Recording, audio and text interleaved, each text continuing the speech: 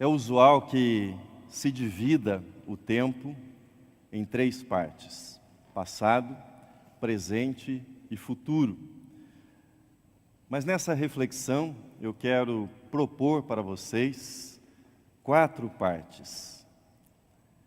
Dividir a nossa experiência ou a nossa reflexão a respeito da experiência com o tempo, não em 3 partes, mas em 4 partes. Antes de falar de cada uma delas, para nosso aquecimento, compartilho com vocês algumas reflexões, algumas afirmações breves a respeito do tempo, a respeito da história, a respeito do passado, a respeito do futuro. Uma pequena coletânea que eu fiz para essa nossa reflexão, para início da nossa reflexão. As frases estão na tela, serão projetadas. A primeira delas é do jornalista da Folha de São Paulo, José Simão. Ele diz: hoje, só amanhã. Essa é uma espécie de adaptação daquela frase de estabelecimentos comerciais, não é? Fiado só amanhã. Hoje, só amanhã. A outra diz: a história é a soma de todas as coisas que não estão nos contando.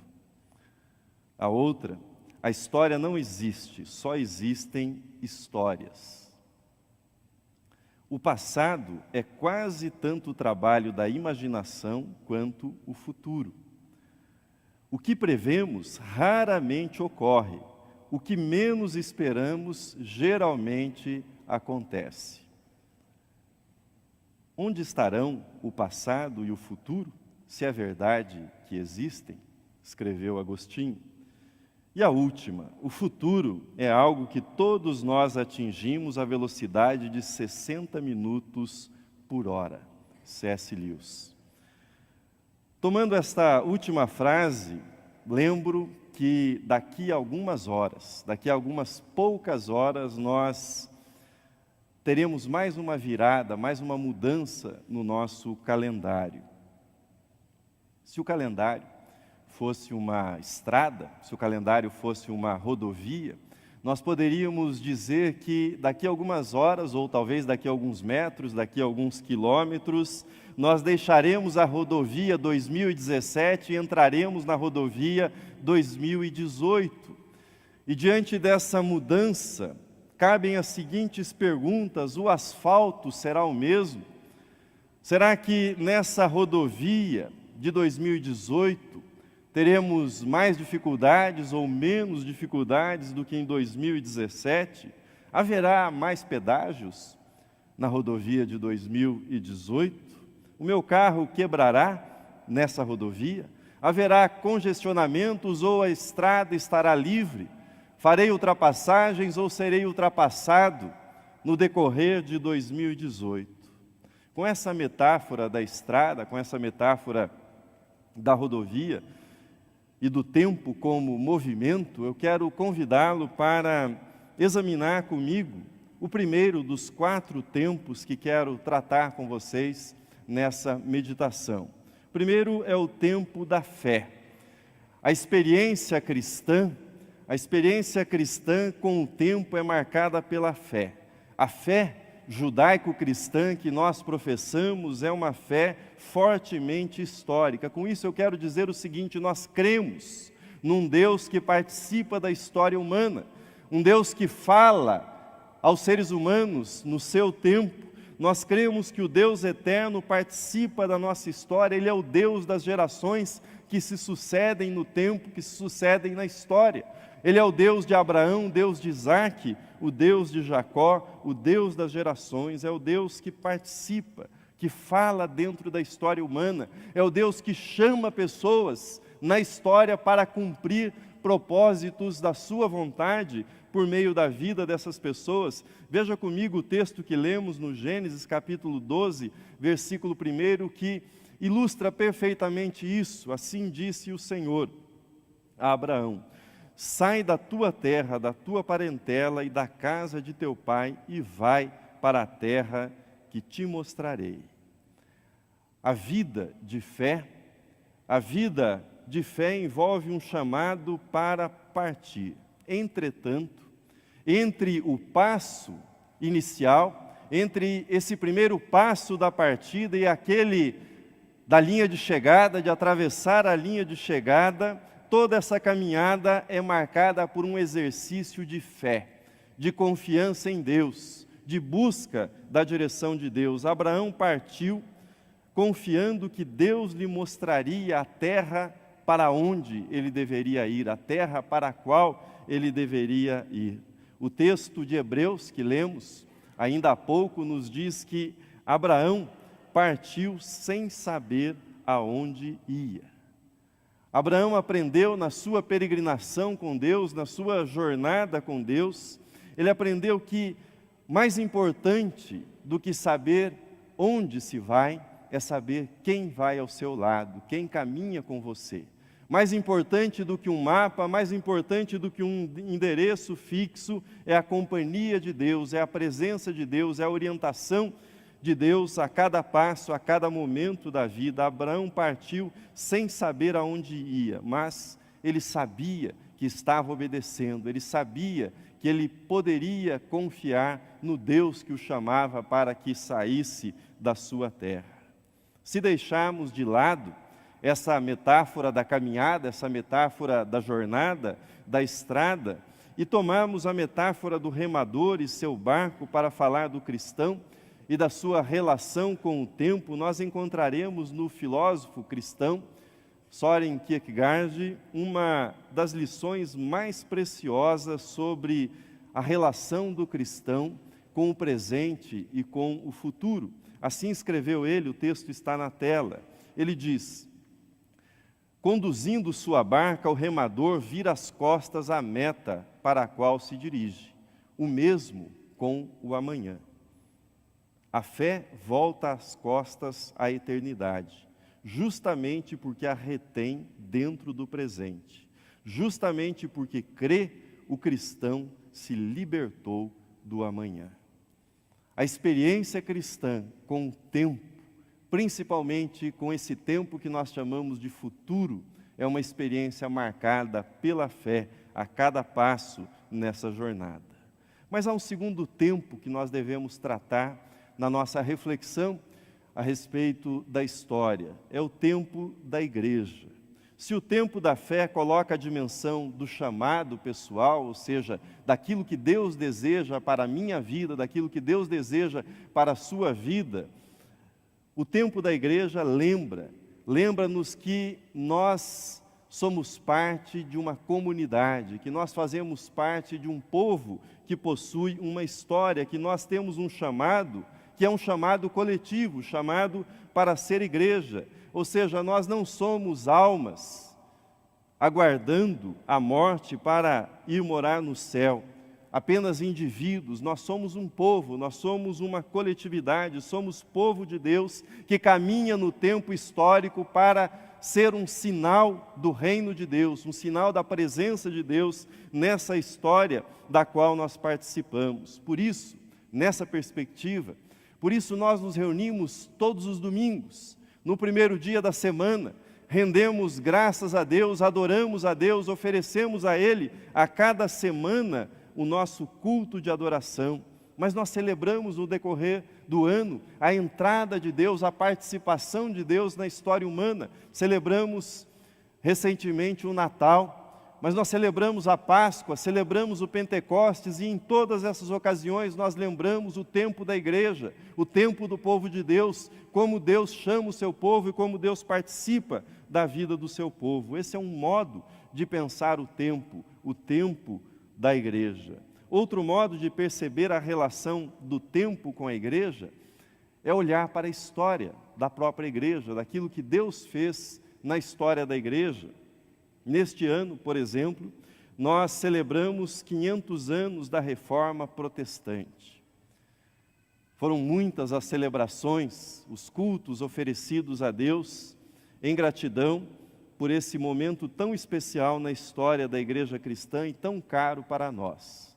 Mas isto nos lembra que tantas vezes com o passar do tempo, tantas vezes com o passar dos anos, a igreja se desvia da vontade de Deus e ela precisa ser reformada pelo Espírito de Deus e pela palavra de Deus. Isso nos faz lembrar, por exemplo, daquilo que foi dito à igreja de Éfeso, no Apocalipse. Aquela igreja foi dito que ela havia abandonado o seu primeiro amor.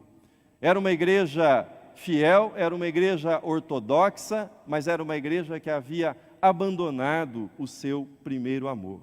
Quando nós olhamos para a igreja cristã, ao longo dos séculos, ao longo dos tempos, é triste ver, é triste constatar que tantas vezes a tradição vibrante da geração anterior se fossiliza, se petrifica num tradicionalismo sem sentido para a geração seguinte e para as gerações seguintes.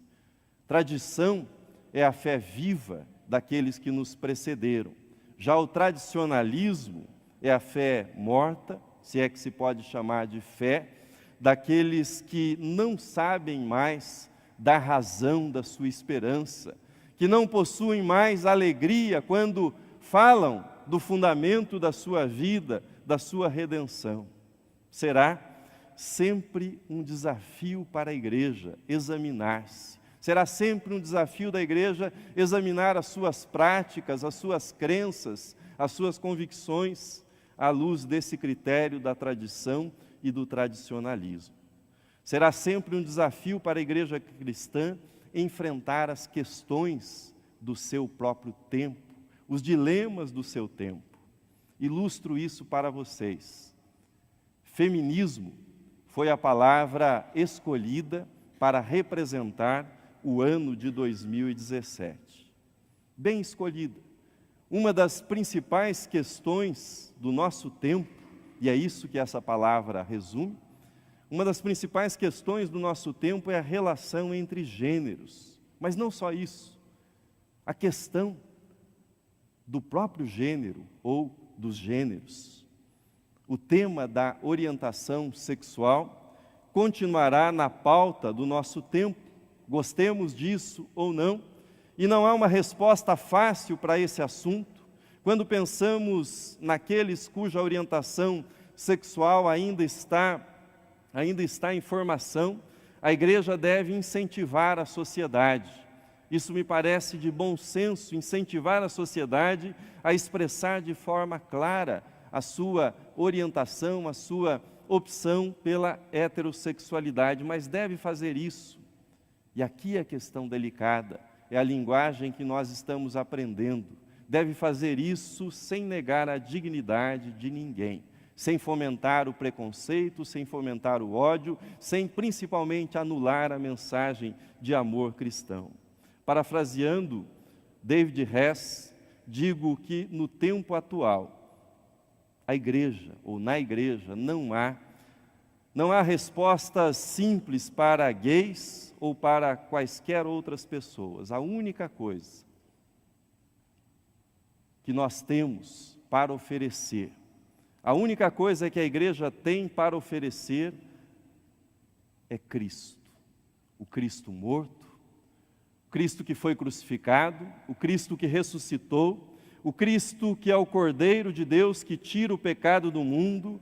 A cruz não é uma resposta simples, a cruz não é uma resposta fácil, nem mesmo para o Filho de Deus. Ele foi levado à cruz, ele está na cruz para o bem de todos, sentindo as dores de todos, sentindo as angústias de todos, sentindo os dilemas de todos, e na cruz, a palavra que ele dirige a toda a humanidade: eu te perdoo, eu te perdoo. Viva da melhor forma possível na sua luta contra o pecado.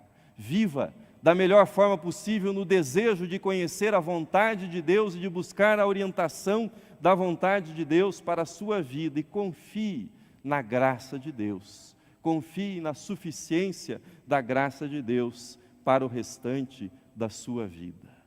Esse é o tempo da igreja, o tempo no qual nós vivemos. Mas há um terceiro tempo sobre o qual quero falar com vocês, é o tempo do país. Permita-me falar agora desta que é a nossa terceira dimensão da vivência do tempo. E faço essa referência pela seguinte razão. Eu nunca passei, não sei se você já passou, mas uma coisa deve ser a passagem do ano na Dinamarca, na Suécia, uma coisa será a passagem do ano nesses países e outra, bem diferente, é a passagem do ano no nosso país. Nós vivemos o tempo da perspectiva da fé, vivemos o tempo na perspectiva da igreja, mas nós experimentamos o tempo como brasileiros, dentro de uma nacionalidade, como parte de um povo e da sua história. A sensação, nesse fim de 2017, é que a nova república, ou seja, aquela que sucedeu o regime militar, está esgotada. Ela terminou. A questão hoje é se perseveraremos nas conquistas do pós-1985, se corrigiremos os males da nossa democracia corrompida ou se regrediremos para um regime autoritário liderado por algum pseudo-salvador da pátria, uma história que nós já vimos, tristemente, algumas vezes no nosso país. Sobre a política nesse tempo em que vivemos, as duas imagens que nós proclamamos na nossa igreja no decorrer do ano e que são imagens fortes, foram a imagem do espinheiro e a imagem do vale de ossos secos. A nossa política é um vale de ossos secos, continua um vale de ossos secos. Nossos políticos, na sua maioria, são espinheiros. São espinheiros. Aqui, sobre o cenário atual, a nossa opinião nesse final de ano continua a mesma, infelizmente. Os espinheiros, eu disse no primeiro semestre desse ano, estão se destruindo mutuamente pela ação soberana de Deus, assim nós cremos. Os corruptos estão devorando uns aos outros, estão destruindo o habitat que fez com que eles prosperassem durante tantas décadas no nosso país. Chegou a hora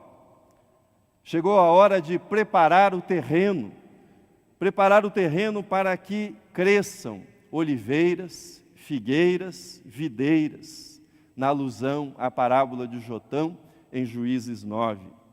Vamos preparar o terreno para que floresçam líderes, pessoas que não se guiem pelo pragmatismo, mas por aquilo que é certo, por aquilo que é correto. Líderes que não se vendam por 70 moedas de prata, como na história de Juízes 9. Líderes que não prometam a sombra que eles sabem que não podem oferecer e nem querem oferecer. O que nós propomos para o nosso país, o que nós propomos para o Brasil?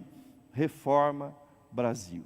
Uma reforma política de verdade que você encontrará estampada ali em frente ao nosso templo. Fim do foro privilegiado, fim das reeleições, fim de emendas legislativas que são um caminho de corrupção na história do nosso país, voto distrital, racionalização do tamanho, da proporcionalidade, ou seja, dessas estruturas que custam mais do que as estruturas políticas dos países de primeiro mundo, redução da influência do dinheiro, que tantos males fez à vida do nosso país, aprimoramento dos mecanismos de nomeação para os tribunais. Estamos vendo, tristemente, os resultados políticos de nomeações no Supremo Tribunal do nosso país.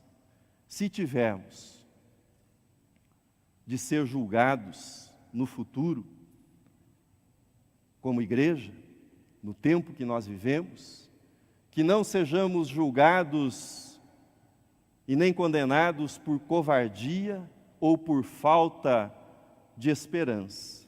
Nós queremos ser parte, fazer parte da cura para o nosso país, e nós cremos que isso é possível para a glória de Deus e com a ajuda de Deus, e nós somos parte daquilo que Deus tem preparado para o nosso país.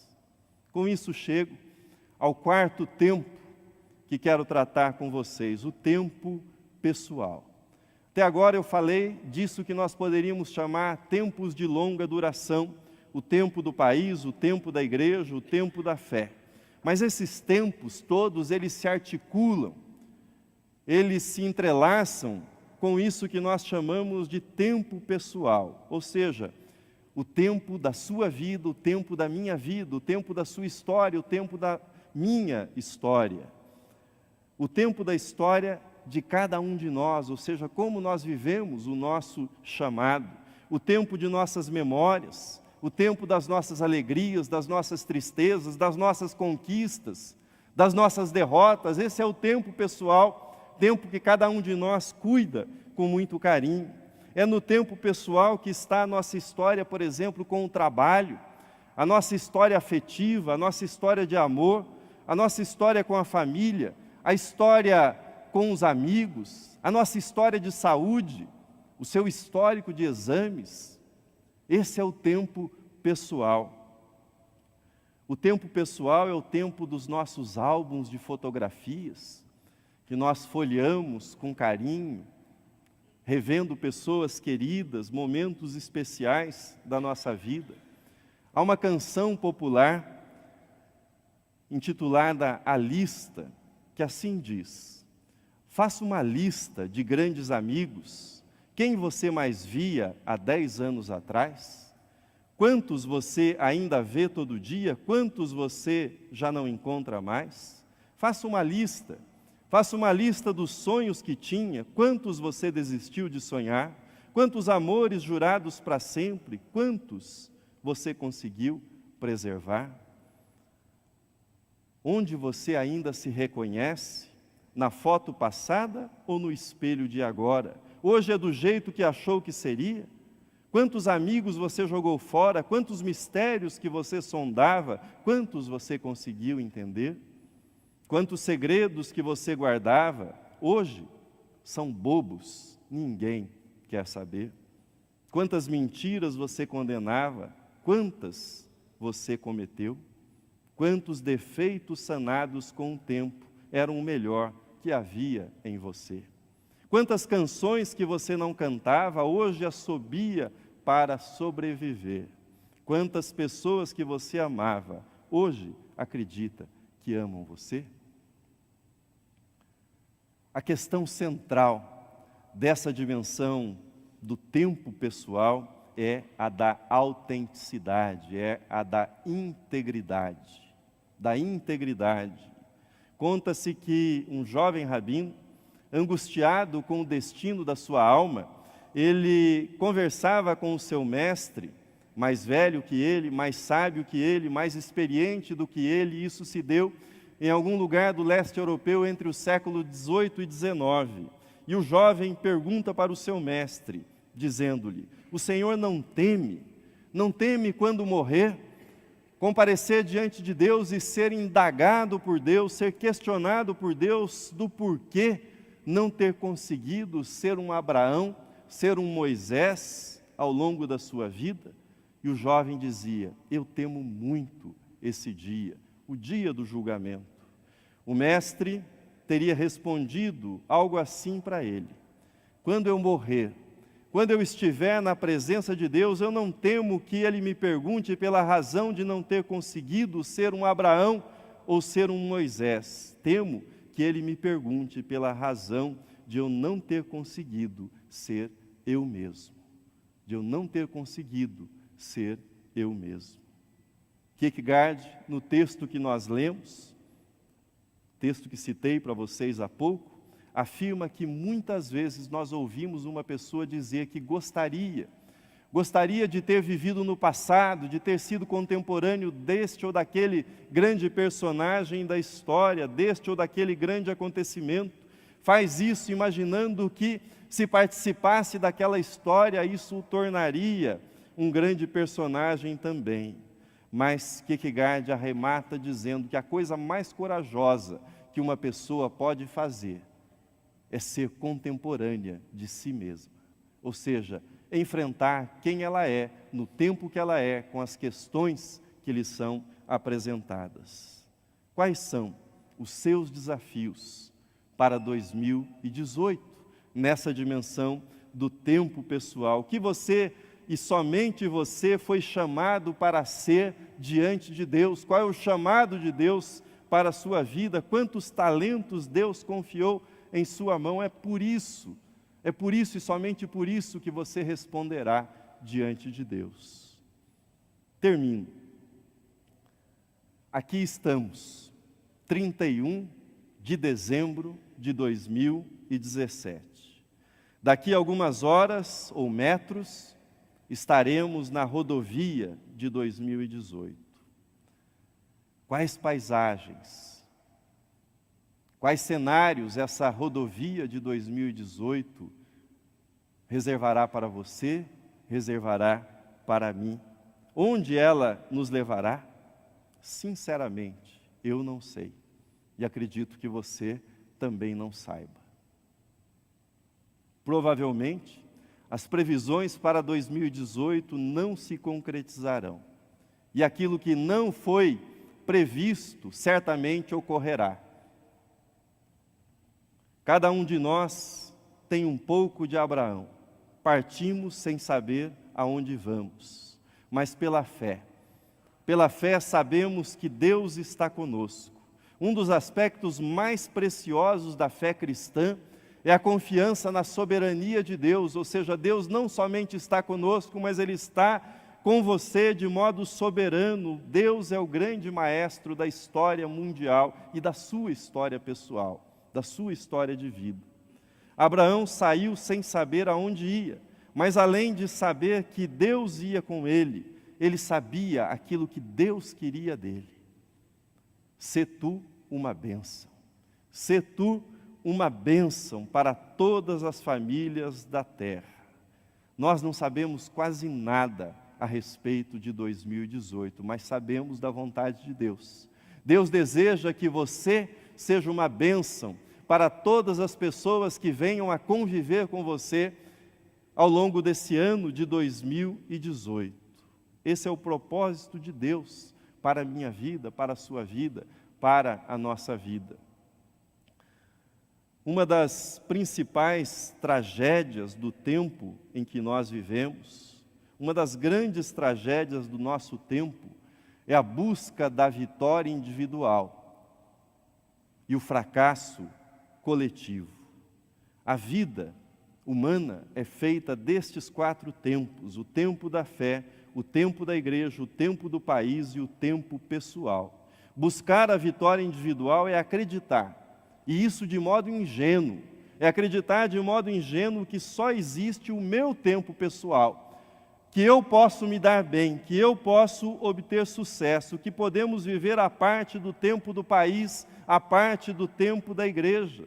Essa tem sido a grande tragédia do nosso país e a grande tragédia do cristianismo evangélico no nosso país.